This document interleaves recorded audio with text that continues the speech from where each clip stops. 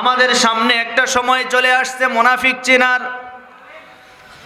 এই বর্তমান সময়ে, এই সময়ের ভিতরেও যদি আমরা ইসলামের পক্ষে থাকতে না পারি, আল্লাহর আইনের পক্ষে থাকতে না পারি, তাহলে আজকের মাহফিল আমি বলে গেলাম, আগামীতে এই এলাকার মানুষ যারা ইসলামের পক্ষে থাকবে না তাদেরকে চিহ্নিত করবেন, তারাই হলো এই সমাজের মুনাফিক।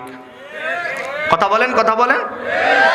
আমার প্রিয় বন্ধুগণ, এজন্য কোরআন এমন একটি কিতাব, যেই কিতাব মানলে সওয়াব, যেই কিতাব পড়লে সওয়াব, যেই কিতাব ধরলে সওয়াব, যেই কিতাবের পক্ষে থাকলেই সওয়াব, যেই কিতাবের জন্য জীবন দিলে সওয়াব। আছে না নাই?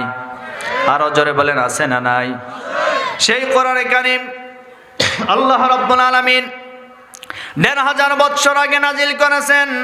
নাজিল করার পরে আল্লাহ রাব্বুল আলামিন চ্যালেঞ্জ ছুড়ে দিলেন, ও পৃথিবীবাসীরা, তোমরা যদি আমার কোরআনের ব্যাপারে কোনো সন্দেহ পোষণ করো, যদি তোমাদের কোনো সন্দেহ আসে, তাহলে আমার কোরআনের মতো একটি কোরআন, একটি আয়াত, একটি সূরা তোমরা তৈরি করে দেখাও।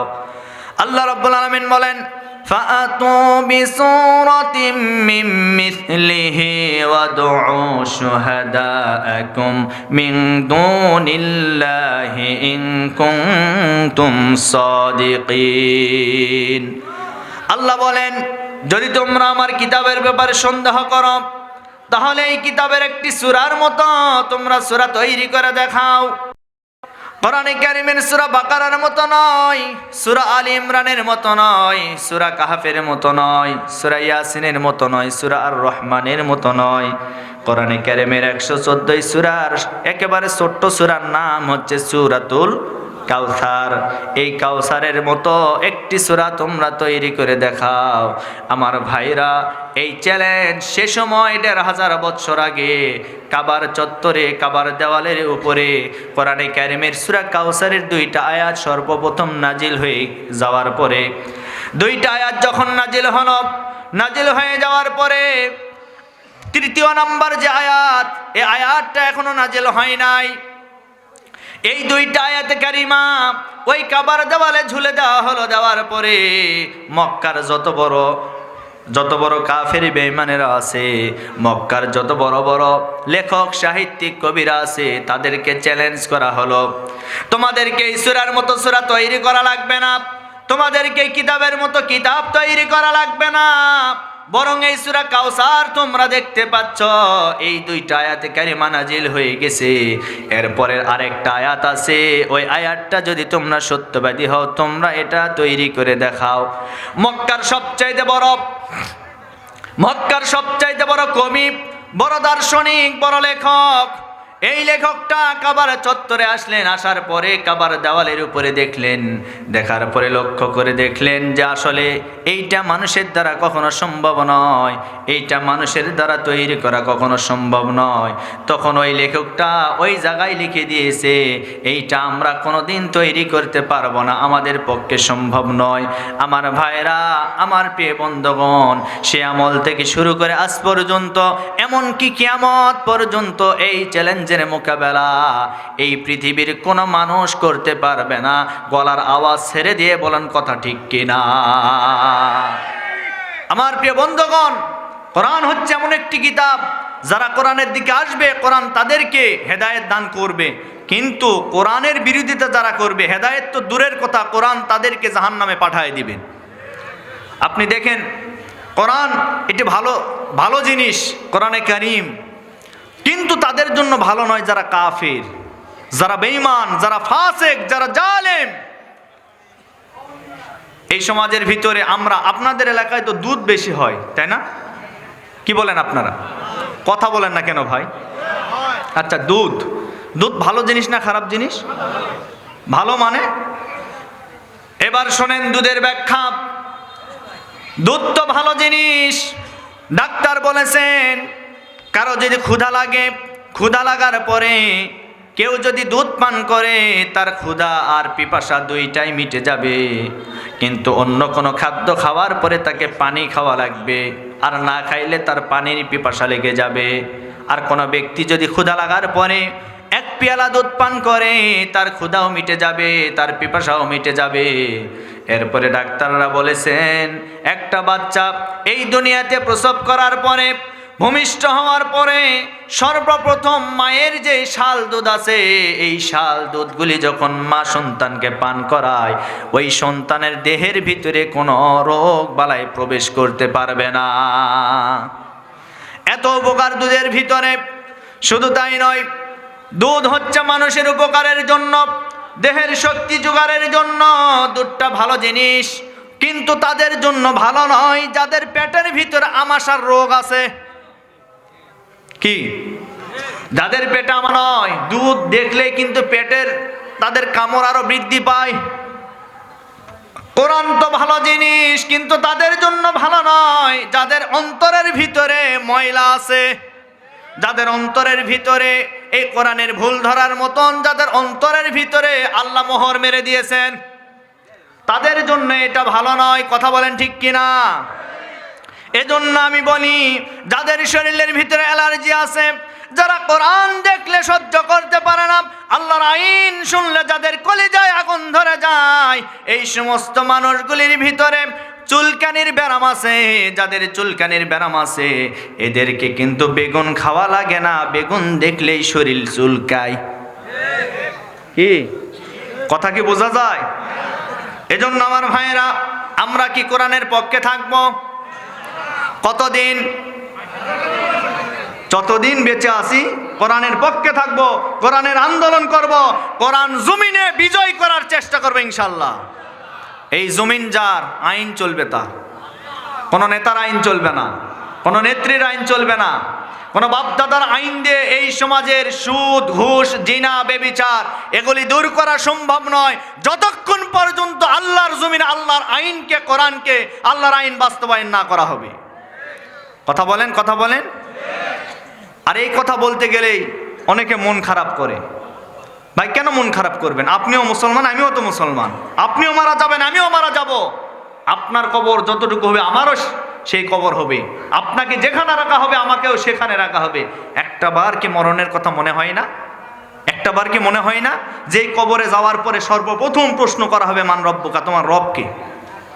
আপনি যদি রবের আইনই না মানেন, সেখানে কি জবাব দিবেন? সেখানে জবাব দিতে পারবেন না। এরপরে প্রশ্ন করা হবে, মান দিনুকা, তোমার দিন কি ছিল, ধর্ম কি? ইসলাম তো খালি মুখে বললেন। ইসলাম মানে কি? ইসলাম আংশিক না পরিপূর্ণ? Islam is the complete code of life. ইসলাম হচ্ছে পরিপূর্ণ জীবন ব্যবস্থা। কিন্তু সারা জীবন ইসলাম মানেন নাই, কোরআন মানেন নাই, আল্লাহর আইন মানেন নাই, আল্লাহর হুকুম মানেন নাই। সারাটা জীবন ইসলামের বিরোধিতা করেছেন, আলিমদের বিরোধিতা করেছেন, দ্বীনের বিরোধিতা করেছেন, মসজিদ মাদ্রাসার বিরোধিতা করেছেন। আপনি মনে করেন কবরে গেলে আমি জবাব দিতে পারবো? এটা ভুল, এটা ভুল ধারণা। অতএব ভালো হয়ে যান, ভালো হতে পয়সা লাগে না। আর ওই যে একটা কথায় আছে যে যাদের অপমান যদি করা হয়, যাদের ভিতরে মান যদি না থাকে, এদেরকে অপমান করলেই কি না করলেই কি? কি কথা বলেন? একজন ব্যক্তি হোটেলের সামনে দিয়ে হেঁটে যায়, এমন সময় হোটেলের বয় বলে, ভাই আসেন খেয়ে যান, আসেন খেয়ে যান। তখন লোকটা হোটেলের ভিতর ঢুকেছে, আচ্ছা মতো খেয়েছে, পেট ভরে খেয়েছে। খাওয়ার পরে এখন বয় তার বিল ডেকেছে 500 টাকা। এখন বিল দেওয়ার সময় সামনে যখন ডাকছে আর আসে না, তখন বলে, আমি কেন যাব? বলে, বিল দেন। বিল কেন দেবো? তুমি কি খাওয়ানোর সময় বলেছিলে বিল দিতে হবে? তুমি তো আমাকে ডাকলে, আমি খেয়েছি, এখন কিসের বিল? বলে, এই বেটা তাড়াতাড়ি বিল দে, না হলে অপমান করব। ও বলে, করেন অপমান, আমার তো মানি নাই, অপমান করবেন কি? মানে ওর মানি নাই, ও অপমান করবে কি? তখন বলে, না, একে তো এই কায়দায় সাইজ করলে হবে না, এক তো অন্যভাবে সাইজ করতে হবে। কি? এই টাকা যদি না দেস, বিল যদি না দেস, এই বাজারে কিন্তু জুতার মালা পরিয়ে কিন্তু ঘুরে নিয়ে বেড়াবো। তখন বলে, নেন আমাকে ঘোরান। পুরো মার্কেট জুতার মালা দিয়ে ঘোরাইছে, হোটেলের সামনে নিয়ে এসে বলছে, কি অপমান হয়েছে? বলে, কিসের অপমান? টাকা পয়সা খরচ করে এত সম্মান পায় না। দেখছেন ওর কি মান আছে? এরপরে বলে, না এত এই কায়দায় সাইজ হবে না। পরে আবার করছে কি, এই তোকে মাথা নাড়া করে দিব, চুল কেটে তোর মাথা নাড়া করে দিব। এরপরে মাথার চুলগুলি সব কাটছে, কাটার পরে মাথার নাড়া করে দিয়ে আলকাতরা দিয়েছে। বলে এখন কি অপমান হয়েছে? তখন বলে কিসের অপমান, টাকার অভাবে মাথার চুলও কাটতে পারে না, আমার ভালোই হয়েছে। আসলে ওর কি কোনো মান আছে? এজন্য যার মান আছে তাকে তো সম্মান দেওয়া যায়, যার মানই নাই তাকে সম্মান করা যায় না। আমার প্রিয় বন্ধুগণ, আমার ভাইরা, আমরা ভালো হতে চাই, কি হব তো ইনশাল্লাহ। আল্লাহ আমাদেরকে কবুল করুন। আরো জোরে বলেন। আমি আপনাদের সামনে কোরআনে কারিমের পরিচিতি একটি সূরা, সূরাতুল আনকাবুত। আনকাবুত শব্দের অর্থ হচ্ছে মাকড়সা। জোরে বলেন কি? মাকড়সা। আল্লাহ মাকড়সার নামে সূরা দিলেন। এরপরে আল্লাহ কোরআনের ভিতরে হাতির নামে সূরা দিয়েছেন, সূরাতুল ফিল। আছে না নাই? আল্লাহ এরকম বিভিন্ন নাম দিয়ে আল্লাহ সূরা দিয়েছেন। কিন্তু কোরআনের ভিতরে আল্লাহ মহিলাদের নামে সূরা দিয়েছেন, পুরুষের নামে কোনো সূরা নাই। পুরুষের নামে কিন্তু কোনো সূরা নাই, মহিলাদের নামে সূরা আছে না নাই? এজন্য মহিলাদেরকে আল্লাহ সম্মান দিয়েছেন, আল্লাহ দিয়েছেন সম্মান। আর কিছু কিছু মানুষ আছে যে যারা বলে ইসলাম নারীদেরকে ঠকাইছে। বলেন তো, ইসলাম কি নারীদেরকে ঠকাইছে না জিতাইছে? জোরে বলেন। ইসলাম নারীদেরকে জিতিয়েছে, কারণ তারা আমাদের চেয়ে উপরে। কারণ কোরআনের ভিতরে তাদের নামে সূরা আছে, সূরাতুন নিসা। নিসা মানে কি? নিসা মানে মহিলা। হ্যাঁ, নিসা মানে মহিলা। কিন্তু রিজাল নামে কোনো সূরা নাই কোরআনে। রিজাল মানে পুরুষ, রিজাল নামে কোনো সূরা নেই। সম্মানিত প্রিয় উপস্থিতি, তাহলে আল্লাহ আনকাবুত মাকড়সার নামে আল্লাহ সূরা দিয়েছেন। এই সূরার একেবারে শুরুর দিকে আয়াতে কারিমা তেলাওয়াত করেছে।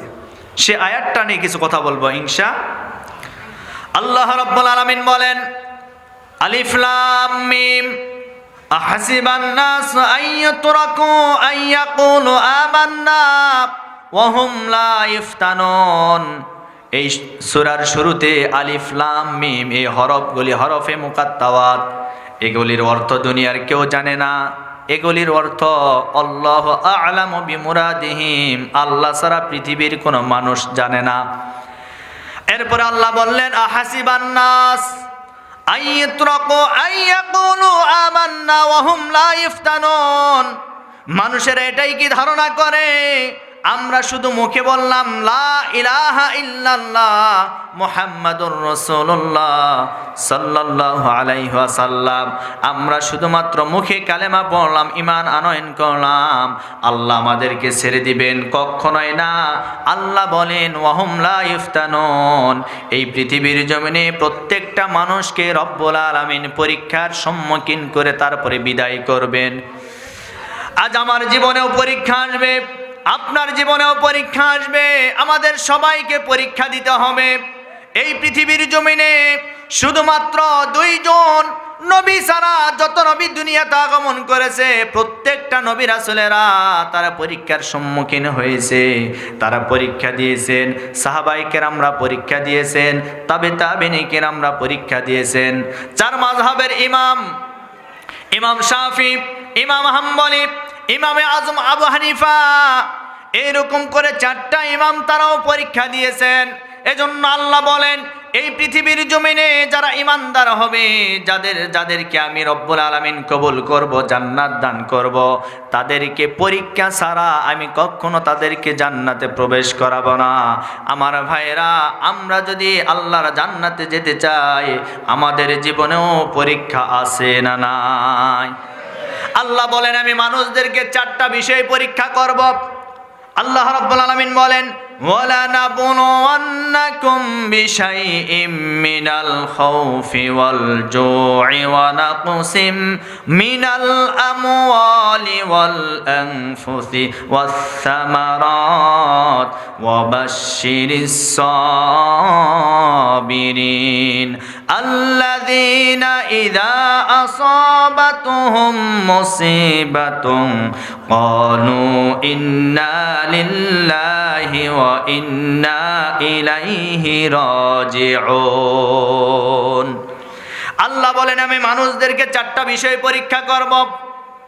এক নম্বরে ভয় দ্বারা, দুই নম্বরে ক্ষুধা দ্বারা, 3 নম্বরে তাদের সম্পদের ক্ষতি দ্বারা, আর 4 নম্বরে ফসলের ক্ষতি দ্বারা।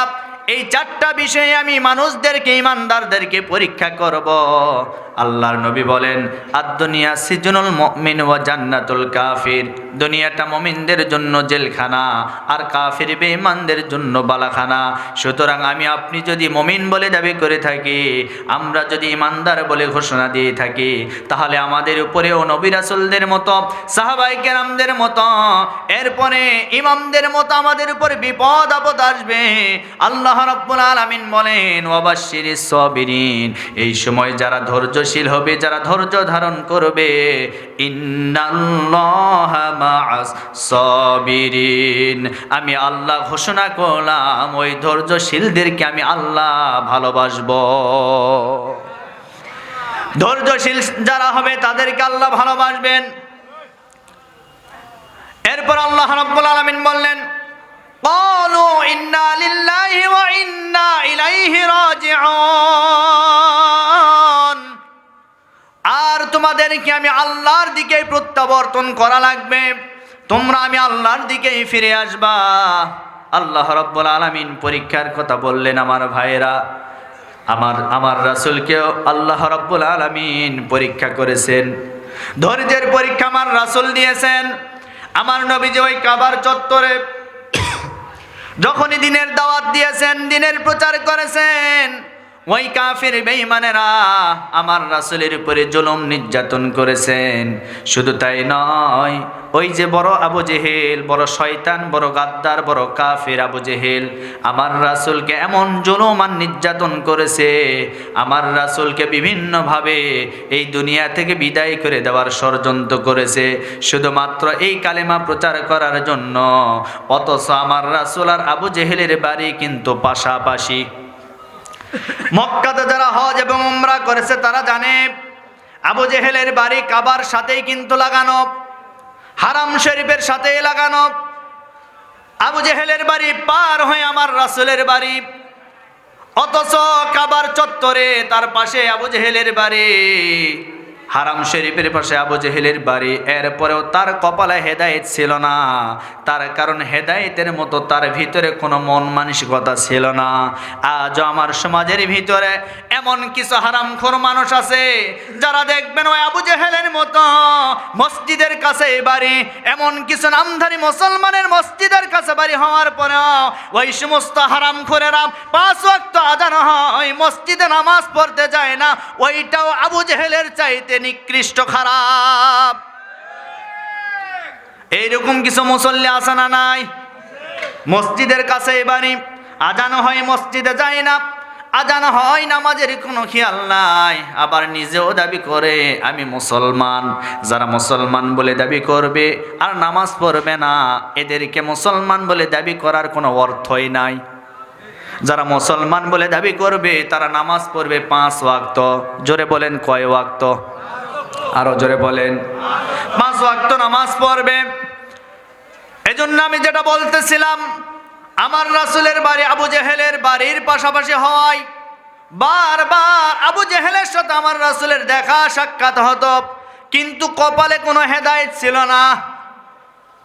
আল্লাহর নবী বলেন, যারা রাসূলকে স্বচক্ষে দেখবে, এইটার উপরে আবার অবিচল থাকবে, ঈমান গ্রহণ করার পরে আমল করবে, ঈমানের উপরে টিকে থাকার পরে যারা মৃত্যুবরণ করবে, আল্লাহ রাব্বুল আলামিন তাদেরকে বিনা হিসেবে আল্লাহর জান্নাতে প্রবেশ করায় দিবে। আমার প্রিয় বন্ধুগণ, আমার রাসূল দ্বীনের প্রচার করতে গিয়ে বাধার সম্মুখীন হয়েছেন। ওই কাবার চত্বরে আমার নবীজি সঠিকভাবে দ্বীনের প্রচার করতে পারে না, কালেমার দাওয়াত দিতে পারে না। আবু জেহেল, উতবা, সাইবা বারবার বাধা প্রদান করে। এক পর্যায়ে নবীজি চিন্তা করলেন, এই কালেমার দাওয়াত এই মক্কাতে হবে না। মক্কা থেকে তিনি দূরে চলে গেলেন, প্রায় মক্কা থেকে 70-80 কিলোমিটার দূরে, এরও বেশি হতে পারে, তায়েফ শহর। সেই তায়েফ শহরে চলে গেলেন। আমার নবীজি দ্বীনের প্রচার করার জন্য তায়েফ শহরে চলে গেলেন। যে তায়েফ শহরটা পুরো পাহাড়ের উপর অবস্থিত, মক্কাতে যারা গেছেন মক্কার একটা আবহাওয়া, তাইফের আরেকটা আবহাওয়া। মক্কায় থাকলে গরম পাওয়া যায়, আর তাইফে গেলে কোনো গরম পাওয়া যায় না, ঠান্ডা শীতল হাওয়া। এমন একটা জায়গায় আমার নবীজি দিনের দাওয়াত দেওয়ার জন্য চলে গেলেন। ওই তাইফ শহরের তিনজন বড় বড় লিডার ছিল, বড় বড় নেতা ছিল। এই নেতাদেরকে সর্বপ্রথম আমার রাসূল কালেমার দাওয়াত দিলেন। তাদের কাছে গেলেন, যাওয়ার পরে বললেন, ও নেতারা, আপনারা কালেমা পড়ুন, লা ইলাহা ইল্লাল্লাহ মুহাম্মাদুর রাসূলুল্লাহ। এই কালেমা আপনারা গ্রহণ করুন, আপনারা আমাকে নবী হিসাবে মেনে নেন। ওই তিনজন বড় বড় কাফের বড় বড় নেতা আমার রাসূলের এই কথা মানতে পারলেন না, মানলেন না। অবশেষে তায়েফের ছোট্ট ছোট্ট বালকদেরকে আমার রাসূলের পিছনে লেলিয়ে দেওয়া শুরু করলেন। আমার রাসূলের পিছনে লেলিয়ে দেওয়া শুরু করলেন। ওই বাচ্চাদেরকে বললেন, মক্কা থেকে এই যে ব্যক্তিটা এসেছে, এই ব্যক্তি হলো পাগল মাজনুন। এই ব্যক্তিকে তোমরা আঘাত করো, এই ব্যক্তির উপরে পাথর নিক্ষেপ করো। তখন ছোট ছোট বাচ্চারা আমার রাসূলকে পাগল ভেবে ওই তাইফের পাথর, ছোট্ট ছোট্ট পাথর হাতের ভিতরে নিলেন, আমার রাসূলকে মারা শুরু করলেন। অপরাধ একটাই, তাইফ শহরে কেন কালেমার দাওয়াত নিয়ে গেলেন, এইটাই হলো অপরাধ। ওই তাইফবাসীরা বুঝলো না আমার রাসূলকে চিনল না, না চিনে আমার রাসূলের উপর আঘাত করলেন। মারতে মারতে আমার রাসূলকে রক্তাক্ত করে ফেললেন। শুধু তাই নয়, আজকে দুনিয়ার জমিনে কেউ যদি মাটির কোনো আঘাত পায় তেমন ব্যথা লাগবে না, ইটের আঘাত পেলে ব্যথা লাগবে না, কিন্তু পাথরের আঘাত আমার রাসূল সহ্য করতে পারে নাই, জমিনে শুয়ে পড়লেন। এমনকি আমার রাসূল রক্তাক্ত হয়ে গেলেন। সিরাত ইবনে হিশামের ভিতরে এসেছে, মারতে মারতে আমার রাসূলের পায়ে জুতা ছিল, এই জুতাটা রক্তে একেবারে জট লেগে গেল। আমার রাসূল হাঁটতেও পারেন না, উঠতেও পারেন না। একবার যখন উঠে দাঁড়ালেন, আবার ওই কাফের বেঈমানেরা পাথর নিক্ষেপ করলো। মারতে মারতে আমার রাসূলের দেহ থেকে রক্ত পড়তে আরম্ভ করলো, তাইফের জমিনে রক্তে রঞ্জিত হয়ে গেল। একেবারে পাহাড়ের চূড়ায়, রাস্তার মাঝখানে, সেই জায়গাটা দেখার পরে চোখের পানি আটকাতে পারি নাই। আহারে, আমার রাসূল তো এই জায়গায় রক্তাক্ত হয়েছে।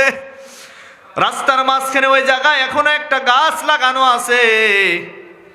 আমার রাসূল যে জায়গায় পড়ে গিয়েছিলেন গাছ লাগানো আছে, গোল চত্বর বানানো হয়েছে। ওই জায়গায় রাসূল আমার রক্তাক্ত হয়ে পড়েছিলেন। সেখান থেকে আমার ভাইরা, আমার রাসূলের সাথে ছিল যায়েদ বিন হারেসা রাদিয়াল্লাহু তাআলা আনহু, নবীজির পালক পুত্র সাথে ছিলেন। পালক পুত্র আস্তে করে আমার রাসূলকে ধরে ধরে আরো সামনের দিকে নিয়ে চলে গেলেন। নিয়ে যাওয়ার পরে একটা আঙ্গুরের বাগান আছে, সেই বাগানের নিকট নিয়ে গেলেন। বাগানের নিকট নিয়ে যাওয়ার পরে আমার রাসূল শুয়ে পড়লেন। আমার নবীজি উঠতেও পারেন না, বসতেও পারেন না। নবীজির দেহ থেকে রক্ত বের হওয়া শুরু হয়েছে, পা জুতার সাথে লেগে গেছে, রক্তে রঞ্জিত হয়ে গেছে। আমার রাসূলের কাছে জিবরিল আমিন ফেরেশতা আসলেন। আসার পরে বললেন, হুজুর, আমি ওই জাবাল পাহাড়ের ফেরেশতাদেরকে নিয়ে এসেছি, আপনি শুধু একটা বার অর্ডার দেন, আপনি শুধু একটা বার হুকুম করুন, এই তায়েফবাসীদেরকে দুই পাহাড়ের চিপায় ফেলে এমন ভাবে চাপ দিব, আমরা দুনিয়া থেকে বিদায় করে দিব। আপনাকে তারা এমন জুলুম নির্যাতন করেছে, এমন মার মেরেছে, আমার রাসূলের ওই রক্ত দেখে আসমানের ফেরেশতারা পর্যন্ত কান্না করেছে। আমার রাসূলের রক্ত দেখে জমিনের গাছগুলি কান্না করেছে, জমিনের প্রাণীগুলি কান্না করেছে। এত জুলুম নির্যাতন করেছে ওই তায়েফবাসীরা। এরপরেও ওই